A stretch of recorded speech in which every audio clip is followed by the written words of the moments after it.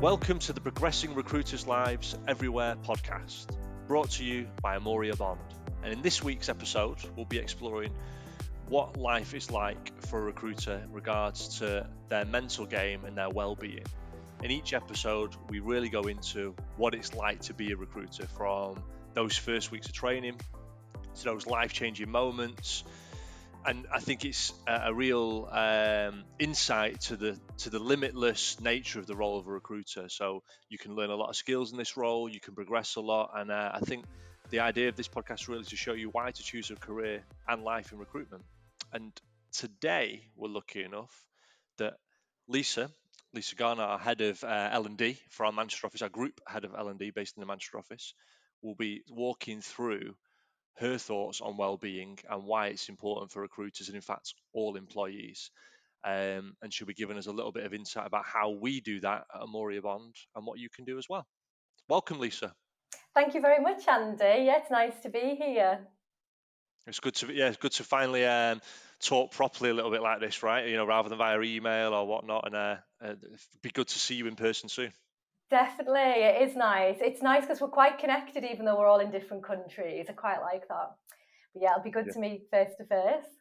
Very nice. So maybe start by introducing yourself, who you are, and tell us a bit about your role within Amore Bond.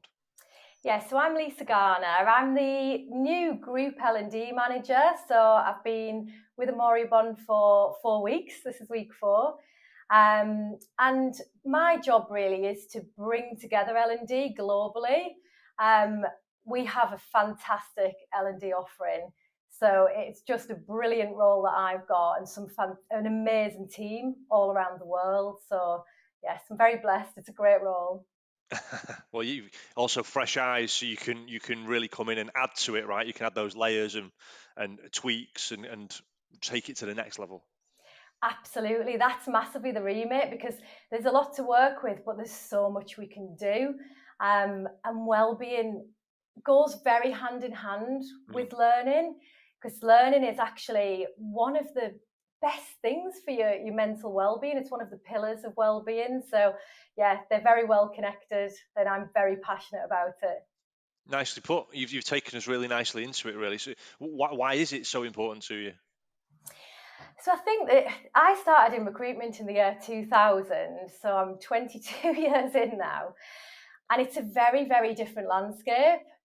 You'll have this yourself, Andy. You'll have seen so many changes throughout the years. If we're to go back to 2000, when I started in recruitment, it was almost worn as a badge of honour to be stressed and de-stressed. To be, in constant fight or flight mode. Yeah. And I remember loving the job. I really loved the job. It was great. There's so much success that you can feel. It's a great feeling, job satisfaction. But I remember thinking, surely if people were happy, this will be a much better job and people will be more successful. So I think that's what took me on the journey. And when I started to manage a team, I thought, my team are going to have good mental health, they're going to have well-being, they're going to have support, and we're going to have conversations. Let's be authentic, let's talk about how we're feeling. And that had a really positive impact. We were a really, really high-performing team, and we were happy. So happiness and recruitment go in hand, instead of that really old-fashioned, oh, God, aren't they brilliant? They're so stressed. Yeah, you badge of honour is the right word, right? And recruitment and maybe in other sectors, but that idea of being hard about it somehow. I've got to keep going, which is fine to be determined, but you've got to have some balance to it. I think it's all about how you set yourself up for a successful day, a week, a month. You've got to have some sort of habits, right, that allow you to have that success. Absolutely. Yeah, really agree. And then I suppose my journey along this route, I went into L&D, and I started to bring in more and more in mindset and more in well-being, and saw great results. And then in 2013, I got a really bad diagnosis from my dad. He was diagnosed as having Alzheimer's, and I'd had really positive mental health.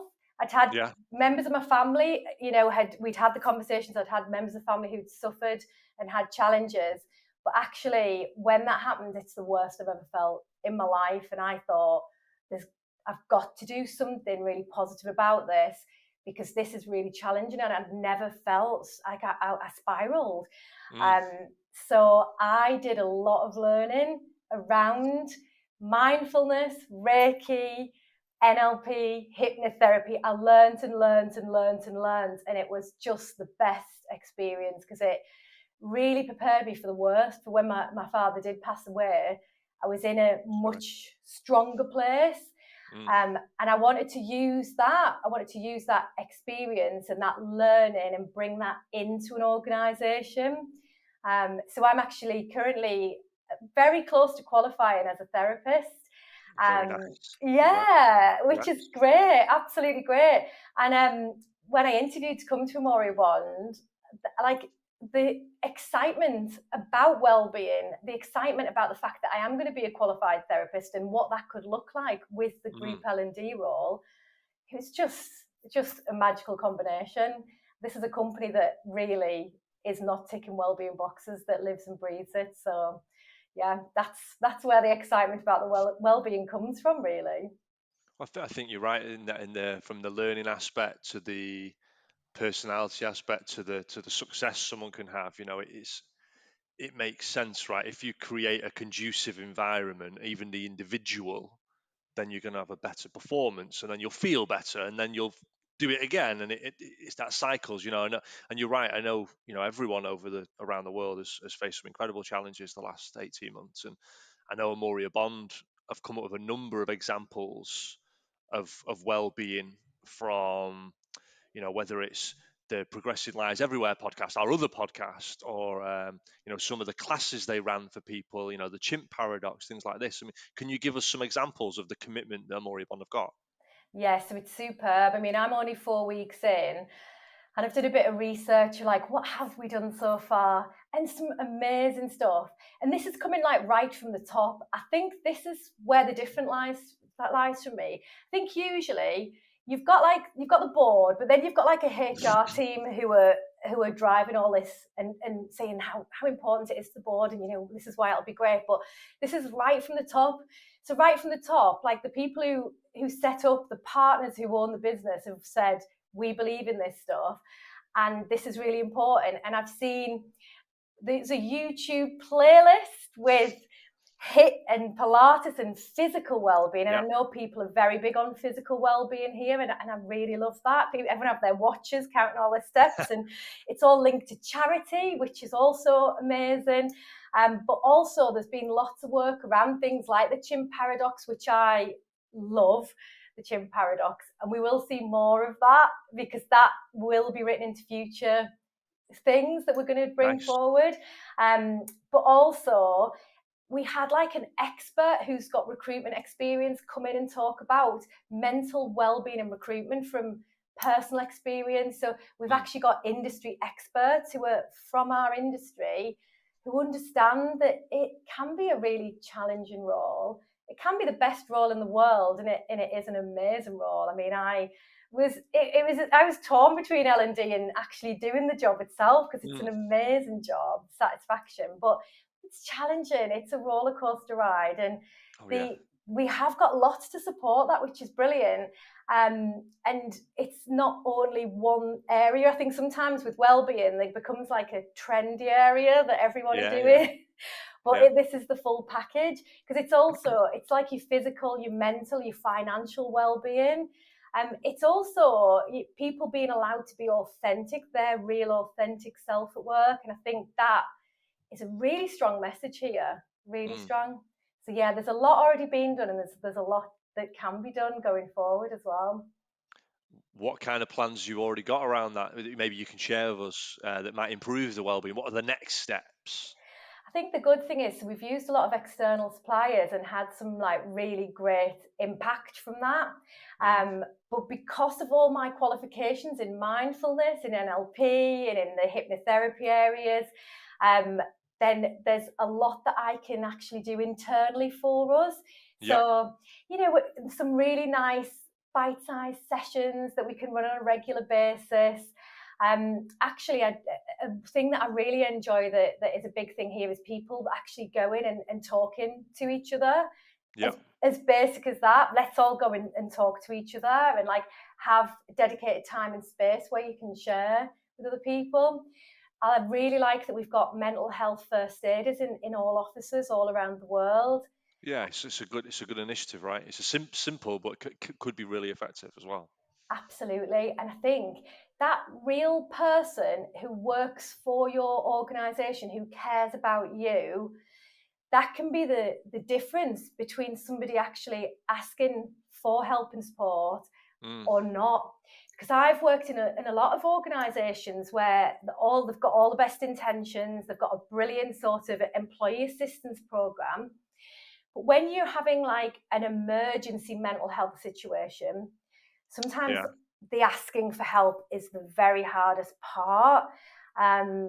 So, right, you're like putting on this, happy face and this work persona. I think sometimes if someone's close to you and they're in your office environment and they're really approachable, because these are great people, the mental health first aiders, that can sometimes really open something up that might not have happened.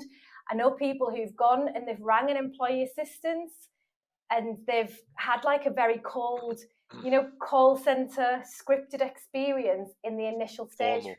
Yeah. Yeah. And actually, if you've got a real challenge and you've got an emergency situation, that's it can be really counterproductive. So having people around you that are known to you, that like are invested in this because they really genuinely care. They've done the qualification because they want you to approach them. I think it makes a huge difference. So having that support, having the sessions that we're going to do, also external providers and experts in their field, the physical side as well is really important. That release of serotonin instead of us running on cortisol all the time. I think all these things going forward are going to be absolutely great, and I'm going to qualify as a therapist and bring in a lot of what I've been taught through the therapy, which is, I think, one of the strongest messages are the words that you speak to yourself. Are so powerful, so powerful. I heard that actually on another podcast where they're talking about self-talk. In general, people self-talk pretty negatively, right?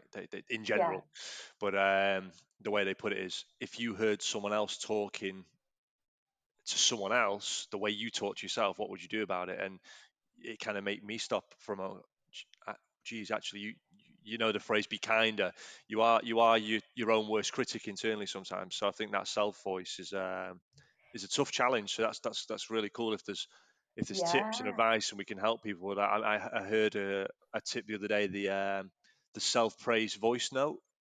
So you create a voice note for yourself and you actually praise yourself. Now it sounds quite maybe an ego trip for some or something, but you literally tell the person, you, why you like what's good about you, what's your intentions, etc., etc. I love Then you that. can call upon it. So if you're feeling down, listen to it. I don't know the practicality, but there's something in there. I really love that. And I'm so glad that you've said that. And I think part of us talking about well-being and mental health is, being really authentic and going like, yeah, I've listened to how I talk to myself and I am pretty negative about myself.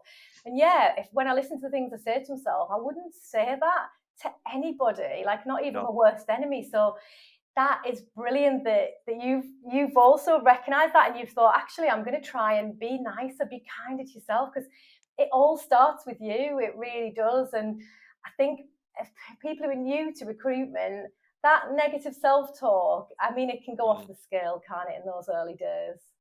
Yeah, and you take me nicely to my next question around advice. Really, I mean, I know for me, if I was going to give advice, because it can be overwhelming, I would say go in as much as you can, knowing it's going to be overwhelming. Kind of accept that, okay, this will be a challenge. It is a roller coaster, as you put it. But then having that there, that then bringing some tools to the table. So I go, okay, I accept this is the challenge. I know there's going to be overwhelming moments, but this is what I've already got ready to help me with it. Don't go in and just like you say, fly on cortisol. Go in and okay, I've got a bit of a plan here. I mean, what advice would you give to someone new to Amore Bond or new to recruitment? So you've made like an excellent point there. So what happens is everywhere I've ever worked in L&D and recruitment, and there's a few of them, then what happens is, as experienced people, what we're trying to do is we try to manage the expectations of the people who are new to the business, and we say to them, it's going to be hard, it's going to be challenging. You might find in 3 months' time you have a massive slump and you feel like it's not going anywhere. Wall. You hit that wall, persevere, be resilient. Yeah. So we all say this message because what we're trying to do is we're trying to manage their expectations. We're trying to get them to understand that, you know, it can be quite challenging. It's a long game because you'll have found the same as me, like the longer you do the job, the easier it becomes. And those people who are doing amazing, like you come in and you're new and you're so jealous of those people who just look like it's so easy, but it's all just happening for them, but they've put years of work into that. Yeah. The 10-year overnight success. Yeah. What I do say is, let's not try and be too negative in that early stage, because I've seen a lot of people do very well in a very short period of time. I know there's someone in Manchester who's like 8 weeks in and doing phenomenally well. Now, some of that is because we've got amazing training, but some of that is the person's mindset. So try not to just go, do you know what, in 3 months it's going to be terrible, because then it's probably going to be terrible in 3 months. So think, do you know what, it's going to be challenging. There will be difficult times. We're dealing with human beings. You know, they change their minds sometimes, but actually, I'm going to be amazing at this job. I've been picked because I'm so great. I've got all these skills and I'm going to be great at it. And try and change the narrative and talk to yourself in a very positive way. One of the best things ever, and an example of this for me, was when I was about to go on maternity leave. I said to everyone in the office, I have this feeling I'm just going to do amazing just before I go on maternity leave. I'm going to be like almost annoyed because it's going to start going so well, and then I have to go on maternity leave, as much as I adored being on maternity leave, like I won't lie. But lo and behold, a couple of months before I went on maternity leave, personal best, it comes from within. You know yourself, Andy, you've had those times where you think, I think I'm going to do a couple of really great months here, and then it unfolds. Self-fulfilling, Yeah, so that the way you talk to yourself is very important. I'd also say, like, do give yourself mindful moments as well. So if things are not going to plan and you're feeling a little bit stressed, like just get out in nature and breathe and walk and just like try and close off that noise in your head for a little while, because actually it's been proven that being mindful and having mindful moments makes you more productive. So as much as when we're doing the job we think, how am I meant to find the time to do this, it's really productive. Yeah, you could even be a lot of people talk about breath work, don't they, and stuff like that. You could take even 5 minutes, do the X amount of breaths, and within 5 minutes you're back in some sort of space, or even just like you say, just moving room, moving location. As I think there's a few simple mindful techniques that people can adopt. I think even the rugby player Johnny Wilkinson refers to the fact, whatever you're doing, if you take a moment to be mindful around it, you'll be calmer with it and you'll execute better. Even washing the dishes. Okay, how am I washing the dishes? Let's take a moment here, because it's the old phrase, less haste, more speed. Yeah. You can be fast, but you don't need to rush. So take a moment. Yeah, that's a good idea. Yeah. Really is. It's funny because we were brought up in the early days of recruitment where everything was just rushing, because everything was like, you've got to be fast. And obviously you do. If you need to get like somebody out really quickly into a role, you want to work fast to do that. But the way to be fast and effective is to actually just take some time for yourself as well, to actually just be in the moment. And actually it's a really nice feeling when you do it. You feel good about yourself. It tricks your brain into thinking that you're calm, even if you're not calm. Yeah, I mean, for me, with planning, if you're having that kind of day, you get to lunchtime or mid-morning or whatever, you take a moment. Okay, how have I done on the plan? Where am I up to on my list? Is it still the same plan? Rewrite it. Take a moment, rewrite it. And okay, actually, I feel calmer, clearer. This is my first task. Yeah, Step I one. really agree Step with you one. on that. I really agree with you. I do that a lot. I do stop and I write. And writing makes me channel that calm feeling, and it makes you feel like really organized. And that's really important, right, in our job. Yeah. Yeah, yeah. You're trying to organize, organize chaos. Say right. It is Yeah. that. Excuse me. Well, look, I think, well, as you said right at the start, Amore Bond have got a great platform already and have done a lot of great work already. Whether it is training, whether it's culture, personality, the activities around well-being, but what else do you enjoy so far as someone fresh to the business? For you, you can see it right now. What else do you think is great about working here? I think so. I feel really, really well aligned to the culture of the business. I'm really passionate about learning, and it comes like right from the top. Usually, it's a battle with the board to try and take Mm, L&D seriously. So there's no battle. It's just like this is who we are, and this is what we believe, and we believe that L&D is how you become the absolute best for your clients, for your candidates, for consultants, for everybody. And that's such a lovely, refreshing feeling, to just come into an mm, organisation where everybody loves learning. So that is probably number one. The way well-being is taken so seriously excuse me. and is so important, and actually happiness does lead to like really productive teams, and it makes Mm, absolute business sense. um D&I, like I'm so passionate about D&I, and so is the business. So mm, we have like committees for women, Ascend for women, for mm, D&I, for well-being. We're making sure that there is a plan, there is a strategy, and it yeah. comes right from the top. So yeah, that makes me like, jump out of bed in the morning and come to work. You need to feel like that, don't you? I think you need to be passionate about what you're doing, I think Amore Bond makes it easy, really. Nice. Yeah. No, I think that goes right from the idea of profess, right, and that sort of golden thread running through of how you want to be, how you want to treat people, and yeah, that whole learning piece. I think if you think about the role we've described today and the mechanics of it, you go, well, if you face a challenge, it could be mental, could be physical, could be the role itself. Any challenge you reach, Amoria Bond's typical, what's the word? The typical philosophy behind it will be, okay, let's analyze it, let's learn, let's see how do we do it different, what else can we do, how do we do it better. And it's always taking that moment of going, okay, let's reflect and learn, let's be better, let's not stand still or Yeah. accept. So yeah, I think you make a really good point there. So what do you love most about Amoria Bond? Oh, it's got to be the people. The people are amazing here. I mean, this is only week 4, and I feel so welcome. The people are really welcoming. Um, when people sit in reception, like everyone are like, "Are you okay? Do you need anything?" Everyone go out of their way to make people feel comfortable. Before I started, like people would link in with me and be like, "We know you're starting. Looking forward to you starting. This is who I Nice. am." Absolutely amazing. We had a belated Christmas do as soon as I came, Yeah. and Lindsay, who's one of the managers, she was like, "Do you want to come with me? I know you're new."